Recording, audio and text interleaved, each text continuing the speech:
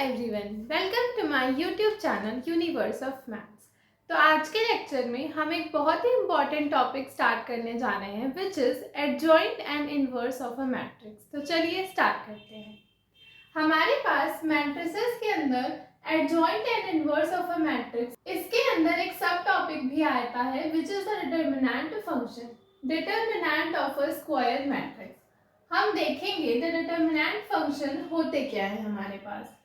तो associated with each square matrix A, हर square matrix A having real number entries, जिसकी entries क्या हो हमारे पास real number, is a real number called the determinant of A. हमारे पास एक रियल नंबर हमें मिलता है जिसको हम क्या बुलाते हैं, डिटरमिनेंट ऑफ ए बुलाते हैं। और इसे डिनोट कैसे करते हैं हम, डेल ए, या फिर दो वर्टिकल बार्स के बीच में ए को लिख के डिनोट करते हैं, या फिर ऐसे डिनोट करते हैं, या फिर DET ऑफ ए से डिनोट करते हैं। ये चारों ही नोटेशंस हमारी डिटरमिनेंट ऑफ ए को डिनोट करने के लिए होती हैं। दस डेल्टा हमारे पास क्या है, डेल्टा इज अ फंक्शन और मैपिंग। हम डेल्टा को फंक्शन या मैपिंग बुला सकते हैं जिसका डोमेन क्या होगा हमारे पास, set of all square matrices having real number entries. हमारे पास उन सारे ही स्क्वायर मैट्रिसेस का सेट होगा जिसकी एंट्रीज हमारे पास क्या हो, real number, and with the range the set of all real numbers. और जो उस फंक्शन का रेंज होगा वो हमारे पास set of all real numbers होगा। तो ऐसे हर स्क्वायर मैट्रिक्स ए के लिए हमारे पास जिसकी एंट्रीज रियल नंबर हो, हमारे पास एक रियल नंबर होता है जिसे हम डिटरमिनेंट ऑफ ए बुलाते हैं। For example consider a matrix,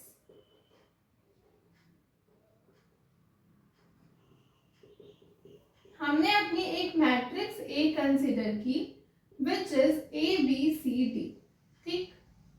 अब अगर हम इसका डिटरमिनेंट निकालें तो हम इसे डिनोट कैसे करते हैं, दो वर्टिकल बार्स के बीच में हम अपना डिटरमिनेंट को डिनोट करते हैं। तो हमारे पास ये भी डिनोट होगा दो वर्टिकल बार्स के बीच में। इसकी वैल्यू हमारे पास क्या निकल कर आती है, अगर हमें डिटरमिनेंट को कैलकुलेट करना होता है तो हम कुछ इस तरह से प्रोसीड करते हैं, this into this minus this into this. तो इसकी वैल्यू हमारे पास क्या निकल कर आएंगी, a into D minus b into C. ये हमारे डिटरमिनेंट ऑफ a की वैल्यू निकल करके आई।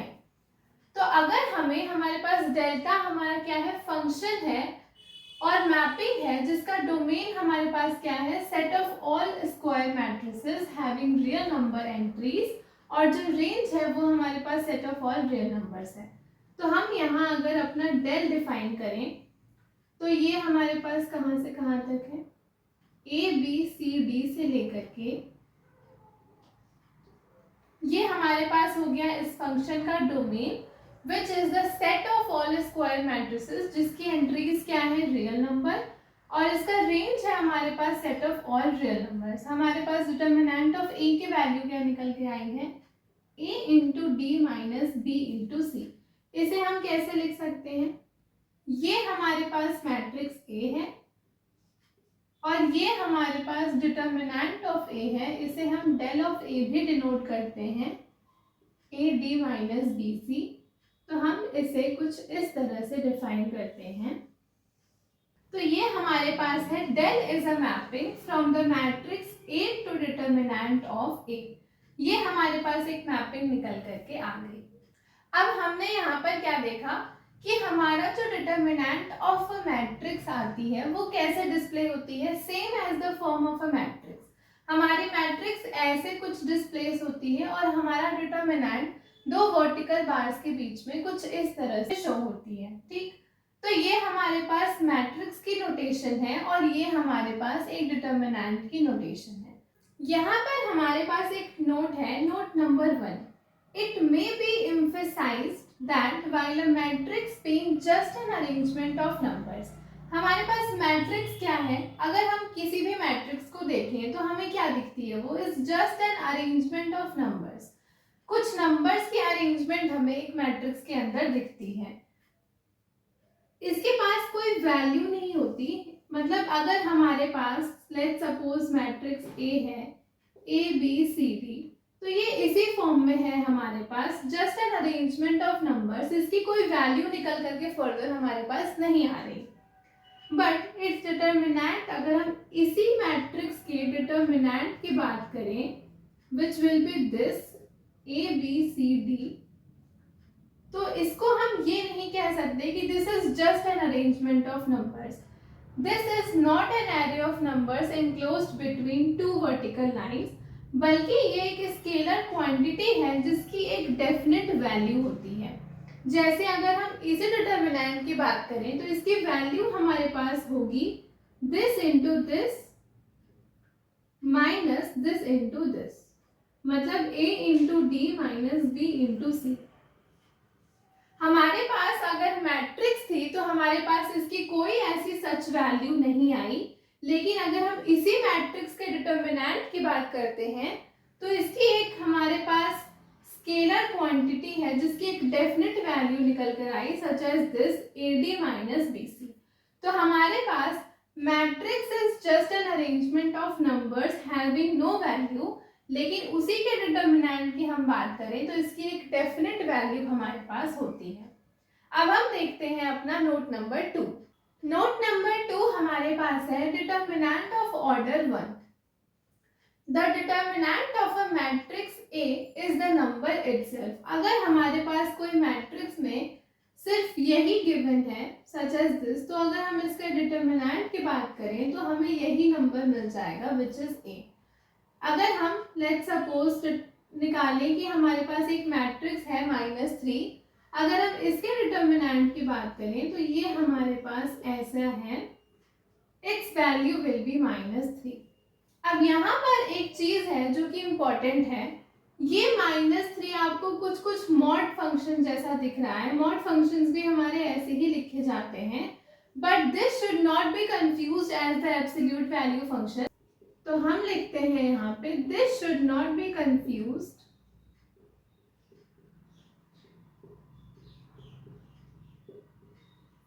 As absolute value. ये हमारे पास यहाँ पर डिटर्मिनेंट की बात की जा रही है और ये हमारा डिटर्मिनेंट की नोटेशन है।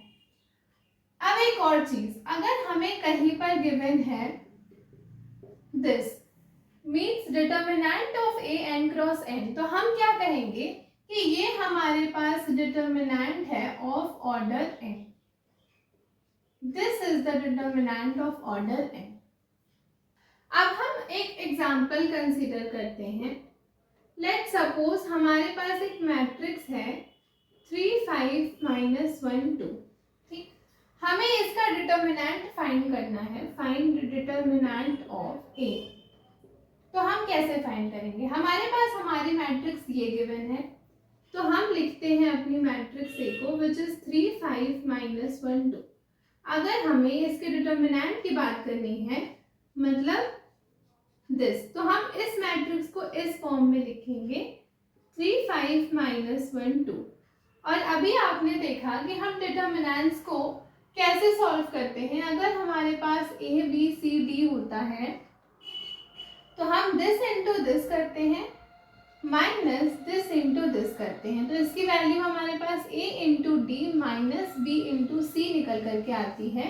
अगर ये हमारे पास डिटर्मिनेंट ऑफ ऑर्डर 2 होता है तो हम इसे ऐसे परफॉर्म करते हैं। यहाँ पर भी हमारे पास डिटर्मिनेंट ऑफ ऑर्डर 2 है, तो हम इसे कैसे करेंगे? This into this minus this into this, तो हमारे पास 3 into 2 minus -1 into 5, this will be equal to 6 minus -5, जिसे हम ऐसे लिखेंगे it's value is equal to 11। तो हमारे पास मैट्रिक्स A गिवन थी दिस, ये एक 2 क्रॉस 2 की मैट्रिक्स थी। हमें determinant of this matrix find करना था, तो हमने determinant of matrix A find किया, तो हमें हमारी एक वैल्यू मिली विच इज 11। तो ये हमारा आंसर हो गया डिटर्मिनेंट ऑफ A। अब हम बढ़ते हैं डिटर्मिनेंट्स ऑफ ऑर्डर 3 पे, तो चलिए उसे देखते हैं। अब हमारे पास यहाँ पर है determinants of order 3। Let's suppose हमारे पास एक 3 क्रॉस 3 की मैट्रिक्स है सच as this A1 B1 C1 A2 B2 C2 and A3 B3 C3। ये हमारे पास एक मैट्रिक्स है which is a 3 cross 3 matrix. तो जब हम इस पर्टिकुलर मैट्रिक्स के डिटर्मिनेंट की बात करेंगे तो हम कैसे लिखेंगे? Determinant of A is equal to, आप कोई भी नोटेशन यूज कर सकते हो, चाहे ये यूज करो या फिर ये यूज करो और डेल ऑफ A यूज करो, आप कोई भी नोटेशन यूज कर सकते हो डिटर्मिनेंट ऑफ A को डिनोट करने के लिए। तो हम इसे कैसे लिखेंगे?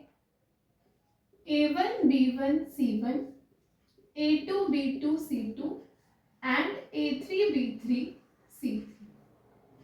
तो ये हमारे पास एक मैट्रिक्स थी 3 क्रॉस 3 की, और जब हमने इसका डिटर्मिनेंट देखा तो कुछ इस तरह से हमारे पास आ रहा है।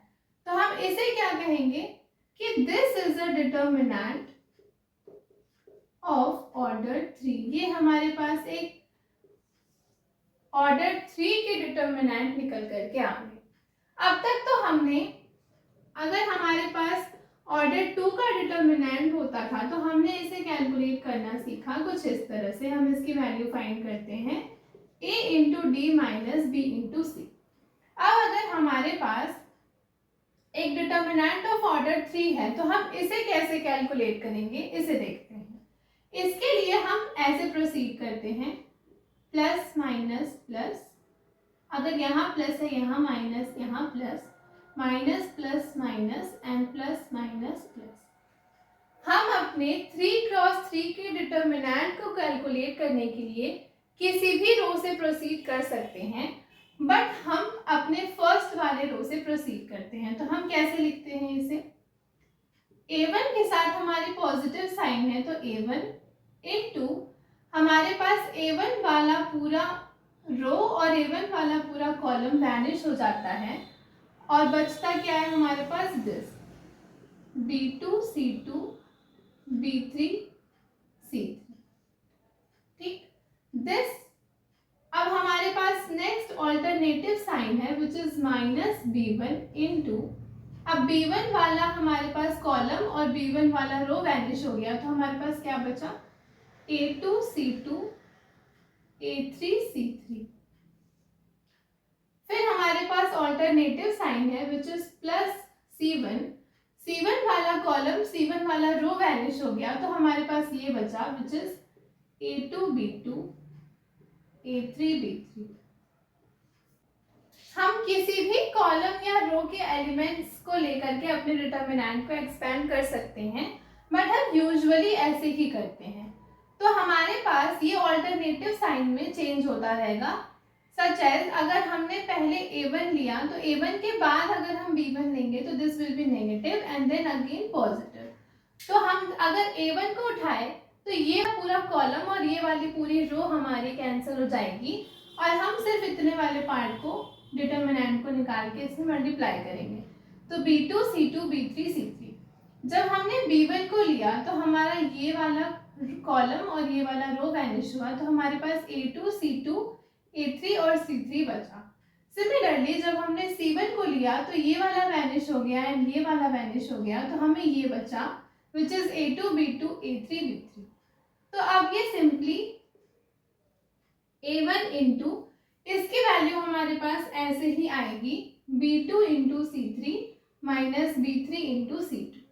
तो B2 C3 minus B3 C2 minus B1 into this minus this into this A2 C3 minus A3 C2 and plus C1 into this minus this into this which is A2 B3 minus A3 B2।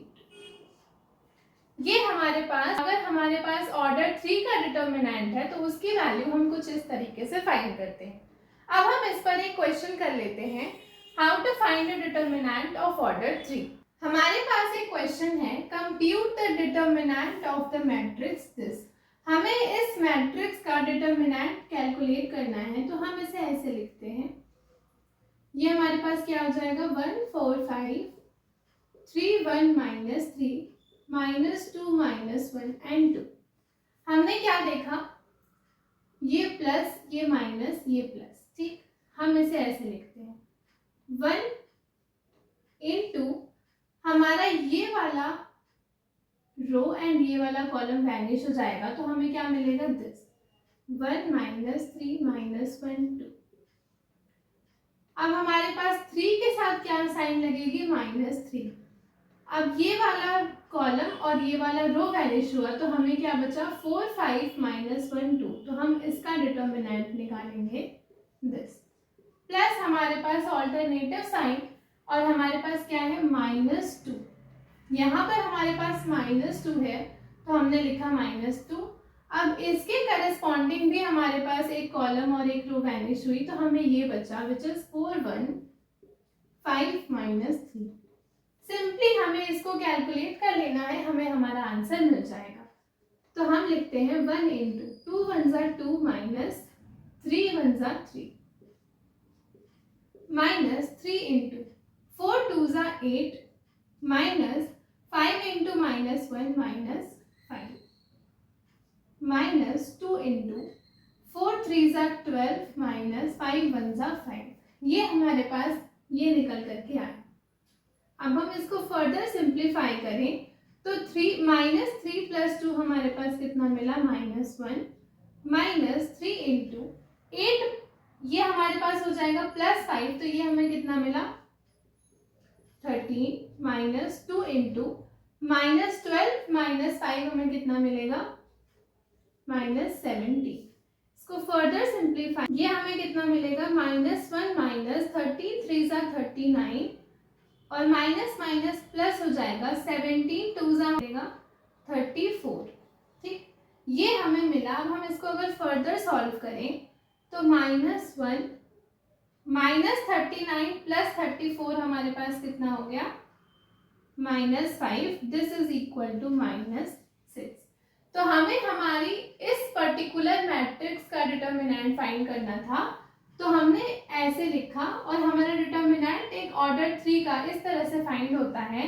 तो हमने finally solve करके minus 6 हमारे पास answer आ गया इस matrix का determinant. तो ये हमारे पास एक क्वेश्चन था based on how to find determinant of order 3। अब हम बढ़ते हैं आगे। अब हमारे पास यहाँ पर क्या है, if A and B are square matrices of the same order, अगर हमारे पास A और B सेम ऑर्डर के स्क्वायर मैट्रिसेस हैं, तो हमारे पास ये होल्ड करेगा कि determinant of A B is equal to determinant of A into determinant of B. तो हम इसको देखते हैं। लेट्स कंसीडर, हमने कंसीडर किया हमारी दो मैट्रिक्स ए और बी को। तो हमने अपनी ए मैट्रिक्स को कंसीडर किया ए बी सी डी और मैट्रिक्स बी को कंसीडर किया ई एफ जी एच, ठीक। हमें क्या बोला है कि determinant of A into B is equal to determinant of A into determinant of B. तो हम अपने लेफ्ट हैंड साइड को कंसीडर करते हैं। हमें फाइंड करना है determinant of A into B, ठीक। तो हम पहले अपना डिटर्मिनेंट, अब हम अपना ए बी फाइंड करते हैं। तो हमारा ए बी क्या हो जाएगा, A B C D into E F G H. अगर हम इसका मल्टीप्लिकेशन करें तो हमारे पास क्या आएगा, A E plus B G C E plus D G A F plus B H and C F plus D H. हमारे पास ए बी ये निकल करके आ गया। तो हमारा डिटर्मिनेंट ऑफ ए बी क्या हो जाएगा, A E plus B G C E plus D G A F plus B H and C F plus D H. ये हमारे पास निकल करके आ गया हमारा डिटर्मिनेंट ऑफ ए बी। अब हम प्रोसीड करते हैं अपने राइट हैंड साइड पे।